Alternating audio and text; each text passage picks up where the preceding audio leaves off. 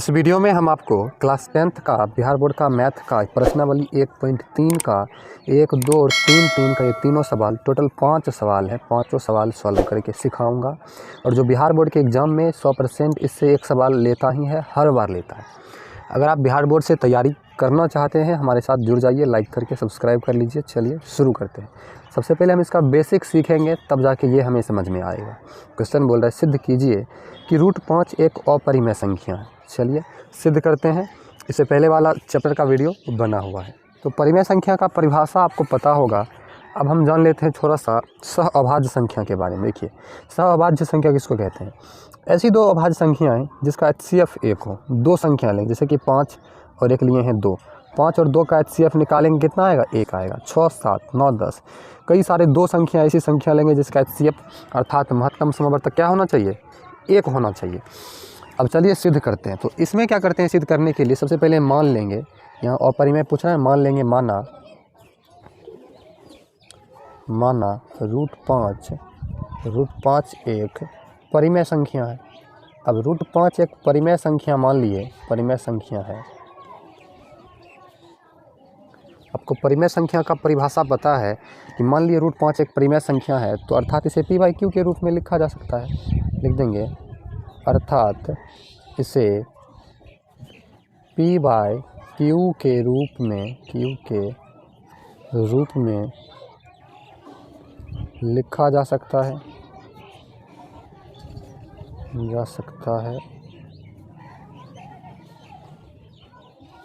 जहाँ P और Q पूर्णांक हो, जहाँ P और Q पूर्णांक हो और Q बराबर 0 नहीं हो। P/Q के रूप में लिखेंगे तो क्या होगा? P और Q पूर्णांक होगा और Q बराबर 0 नहीं होगा, तभी परिमेय संख्या होगा। चलिए लिखते हैं। अब √5 लिखे, बराबर में P/Q लिखेंगे, बटा में 1 देंगे और बाई क्रॉस तिरछा गुना करेंगे। P को 1 से गुना करेंगे P, और बराबर Q को √5 से गुना करेंगे √5Q। इतना प्राप्त हुआ, दोनों तरफ वर्ग कर देंगे। ठीक है, तो दोनों तरफ वर्ग करने पर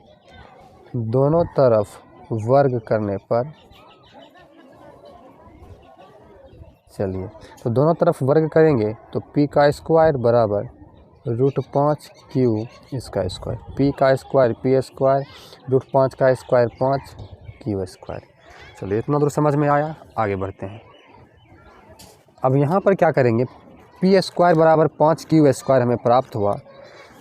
अब यहाँ पर देखिए, ये 5 जो है Q के गुना में है। अब Q के गुना में ये 5 है, तो ये इधर आएगा भाग में, P स्क्वायर के भाग में आएगा, और 5 से P स्क्वायर में भाग लग जाएगा। तो यहाँ पर लिखेंगे चूँकि P स्क्वायर 5 से विभाजित है, P स्क्वायर 5 से विभाजित है। आपको समझना है फिर से। देखिए ये 5 इधर आएगा बट्टा में, तो P स्क्वायर 5 से क्या होगा? विभाजित हो जाएगा। जब P स्क्वायर 5 से विभाजित होगा तो P भी विभाजित होगा। जैसे कि आपको समझिए, जैसे कि 5 का स्क्वायर हम करेंगे और ये अगर 5 से विभाजित है तो 5 भी 5 से विभाजित होगा। दूसरा एग्जांपल, अगर 6 का स्क्वायर 2 से विभाजित है, 6 का स्क्वायर 36 होता है और इसमें 2 से भाग लग जाता है। यदि 6 का स्क्वायर 2 से विभाजित है तो 6 भी क्या होगा? 2 से विभाजित होगा। उसी प्रकार से यदि P स्क्वायर 5 से विभाजित है तो P भी क्या होगा? इसलिए P भी 5 से विभाजित होगा, 5 से विभाजित होगा। अब यहाँ पर आपको समझना है, P स्क्वायर 5 से विभाजित है तो P भी 5 से विभाजित है। अब क्या करेंगे? फिर से मान लेंगे, अब क्या मानेंगे? यहाँ पर आपका P स्क्वायर बराबर 5 Q स्क्वायर आया। हम सिर्फ मानेंगे P, माना P बराबर 5 को 5 ही रहने देंगे, Q स्क्वायर को R मान लेंगे। आपको जो मन है वो मान सकते हैं। अगर यहाँ कोई और अंक रहता तो उसको वही मानते। ठीक है, और फिर दोनों तरफ वर्ग कर देंगे, तो दोनों तरफ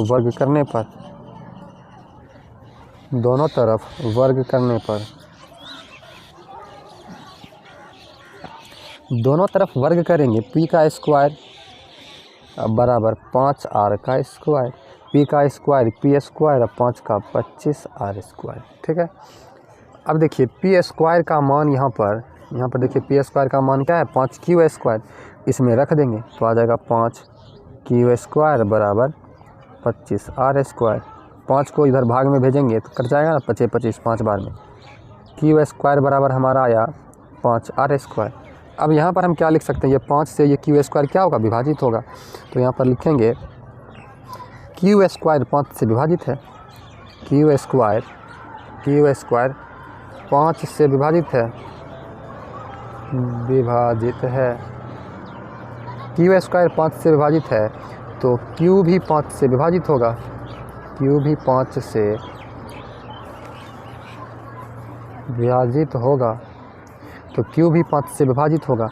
अब यहाँ पर समझिए, इधर आया p भी 5 से विभाजित है, इधर q भी 5 से विभाजित है, मतलब p और q कोई संख्या है, हम लेते हैं कोई संख्या है जो क्या है, दोनों संख्या 5 से विभाजित है, दोनों संख्या 5 से विभाजित है, मतलब दोनों का अगर हम HCF निकालेंगे तो 5 से विभाजित है तो 5 आएगा, लेकिन हमको क्या आना चाहिए, 1 आना चाहिए, दोनों का गुणनखंड 1 आना चाहिए, तभी वह परिमेय संख्या होगा। यहाँ पर हम लिखेंगे अर्थात हमारा मानना गलत है।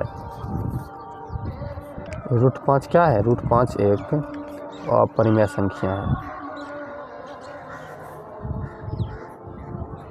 क्योंकि √5 अपरिमेय संख्या p और q यहाँ पर क्या है, ये दोनों का अवैनिष्ठ गुणनखंड 5 आ रहा है, HCF 5, लेकिन सह अभाज्य आना चाहिए, इसीलिए ये अपरिमेय संख्या होगा। चलिए दूसरा सवाल समझते हैं। दूसरा क्वेश्चन हमारा है, सिद्ध कीजिए कि 3 + 2√5 एक अपरिमेय संख्या है। अब 3 + 2√5 को सिद्ध करना है कि ये अपरिमेय संख्या है। चलिए सिद्ध करते हैं। तो सबसे पहले हम क्या करते हैं, उसके उल्टा मान लेते हैं। मान लेंगे, क्या मानेंगे, माना 3 + 2√5 3 + 2√5 एक परिमेय संख्या है, परिमेय संख्या है। अब परिमेय संख्या है अर्थात क्या कर सकते हैं, अर्थात इसे p/q के रूप में, q के रूप में लिखा जा सकता है, जहां p और q पूर्णांक हो, p और q पूर्णांक हो और q बराबर 0 नहीं हो। अब यहाँ पर आप देख सकते हैं, इतना बात आपके सब सवाल में इतना बात तो आएगा ही परिमेय संख्या का परिभाषा से। चलिए अब चलते हैं, 3 + 2√5 देंगे और बराबर p/q करेंगे, बट्टा में 1 करें, p गुना 1 p हो जाएगा, अब बराबर q से इस सब को गुना करेंगे। तो इसमें जो है आपको इस तरीक़ा से काम नहीं करना जैसे उसमें किए, यही आपको मिस्टेक हम बताएं किस प्रकार से स्टूडेंट मिस्टेक करते हैं। तो करना क्या है, बाय द क्रॉस नहीं करना है। तो बाय द क्रॉस नहीं करना है, करना क्या है, 3 प्लस में उसको उधर भेज देंगे। तो 2√5 बराबर p/q, प्लस में 3 है माइनस में 3, सबका अलग अलग रूल होता है, 2 गुना में है भाग में चला जाएगा, √5 बराबर p/q -3 है, सबके बटा में क्या चला जाएगा, 2 चला जाएगा। अब समझिए p/q परिमेय संख्या है और इसमें -3 करेंगे तो परिमेय संख्या में 3 भी परिमेय संख्या है, और परिमेय संख्या में परिमेय संख्या को घटाएंगे परिमेय संख्या ही आएगा। जैसे 5 परिमेय संख्या, 2 परिमेय संख्या घटाइए तो 5 में से 2 घटाएंगे 3 प्राप्त हुआ परिमेय संख्या। और परिमेय संख्या में परिमेय संख्या 2 भी परिमेय संख्या है, भाग देंगे तो परिमेय संख्या प्राप्त होता है। लेकिन √5 क्या है, अपरिमेय संख्या, और अपरिमेय संख्या परिमेय संख्या कभी बराबर हो सकता है, नहीं हो सकता है। तो हम यहाँ पर लिख देंगे, अतः हमारा मानना गलत है, हमारा मानना गलत है, हमारा मानना गलत है, क्योंकि परिमेय संख्या और अपरिमेय संख्या बराबर नहीं हो सकती, बराबर नहीं हो सकती। अर्थात 3 + 2√5 एक अपरिमेय संख्या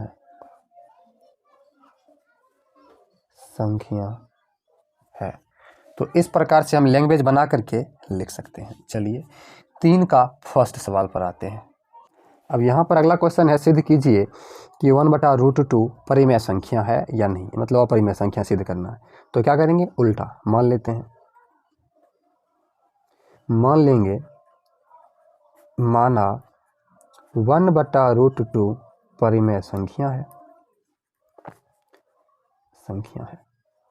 अब परिमेय संख्या है अर्थात इसे p/q के रूप में q के लिखा जा सकता है,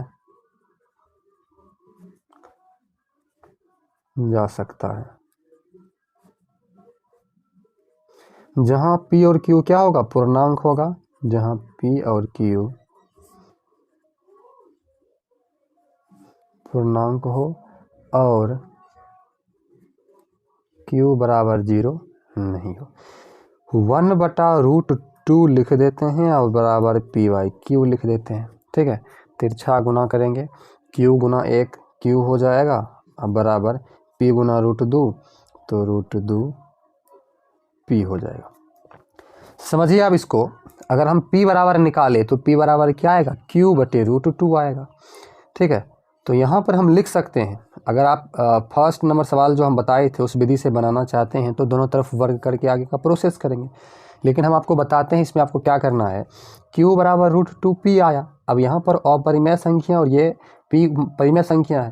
अब अपरिमेय और परिमेय का गुणनफल क्या होगा, अपरिमेय ही होगा। हम लिख देंगे चूँकि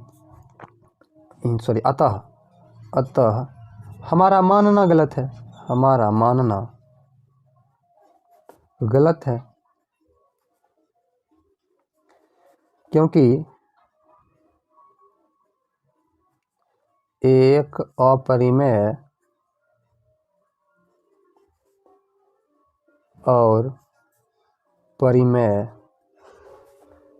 का गुणनफल क्या होगा, गुणनफल अपरिमेय ही होगा, अपरिमेय परिमेय संख्या होगा। अतः 1/√2 एक अपरिमेय संख्या है,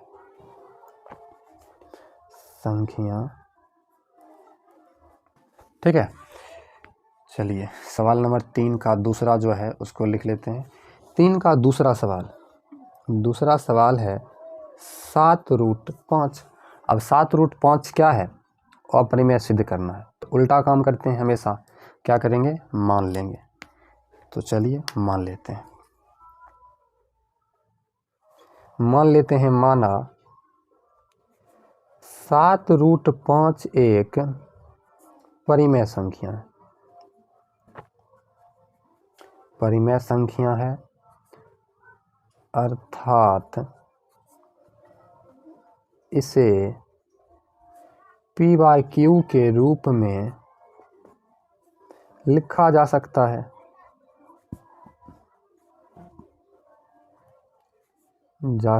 है, जहां p और q पूर्णांक हो और q बराबर 0 नहीं हो। तो 7√5 बराबर p/q। अब यहाँ पर आप ध्यान दीजिए, 7 क्या है, इसके गुना में है, इसको भाग में भेज देंगे।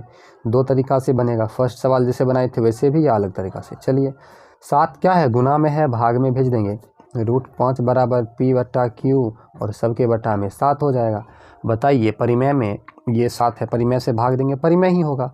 लेकिन परिमेय और अपरिमेय कभी बराबर हो ही नहीं सकता है, तो यहाँ पर लिख देंगे अतः हमारा मानना गलत है, हमारा मानना गलत है, इसलिए 7√5 एक अपरिमेय संख्या है।